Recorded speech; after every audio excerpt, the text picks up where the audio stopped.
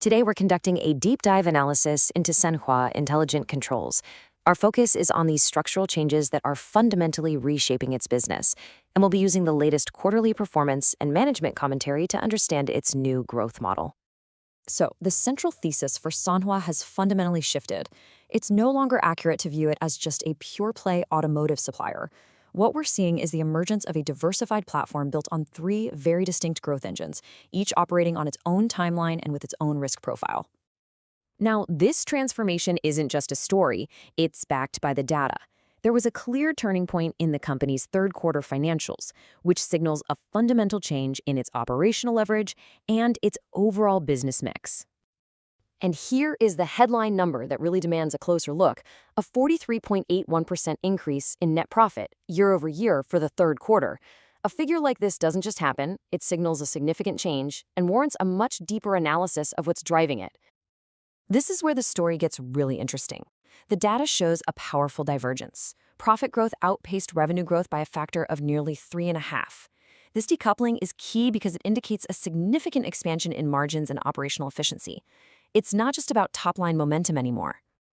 And the core driver behind that outperformance was this, a 320 basis point expansion in the net profit margin. That jump confirms that the profit surge wasn't a one-off event. It points to a fundamental and structural improvement in the business's profitability. Okay, let's look at that first growth engine, the automotive parts business. For a while, this segment was actually a point of concern due to slowing growth, but it's demonstrated a remarkable turnaround, really shifting the entire narrative from top-line worries to bottom-line strength.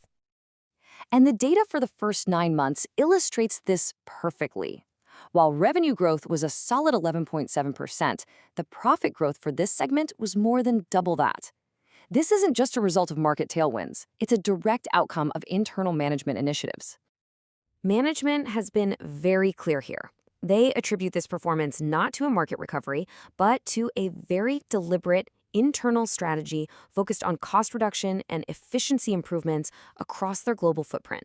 This really signals a new phase of qualitative, efficiency-driven growth for this core segment.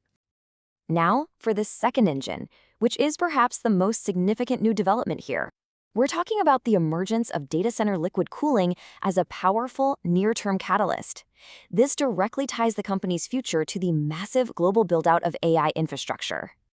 The non-automotive segment saw its profit grow by over 53%, and what's fueling that? It's primarily the soaring demand for liquid cooling solutions, which have become absolutely essential for managing the heat from these new high-density AI servers. And to be clear, this is a critical enabling technology.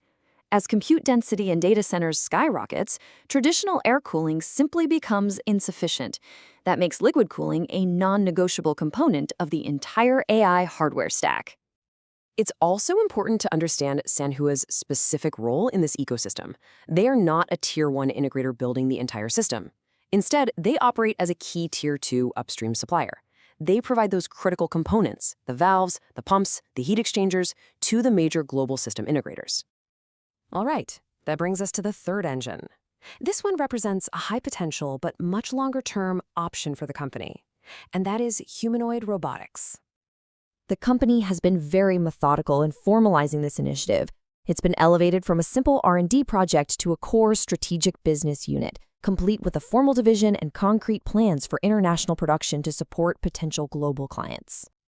So, while there is intense market discussion about major partnerships, the company's official position remains no comment, citing strict confidentiality agreements. This frames the robotics business as a high potential, but for now, not yet quantifiable opportunity. Of course, any comprehensive analysis requires a reevaluation of the risks, so it's essential that we consider the potential challenges and the primary counter-arguments to this entire growth thesis. The primary counter-thesis you'll hear from some market observers is centered on valuation. The argument is that the current market price may have already factored in a highly optimistic multi-year scenario for the robotics business, well ahead of any concrete execution or actual revenue generation. And beyond market sentiment, tangible operational risks remain. The most significant is the company's exposure to volatile raw material prices, with copper and aluminum making up nearly 3/4 of its cost base. On top of that, there are the significant execution challenges that come with trying to scale two new, complex business lines at the same time.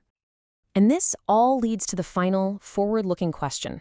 With a clear three-engine strategy now in place, the analytical focus really has to shift. It's no longer about identifying the opportunities, it's about assessing the immense challenge of executing simultaneously across automotive, AI infrastructure, and robotics. The blueprint has been drawn. The pivotal question now is one of delivery.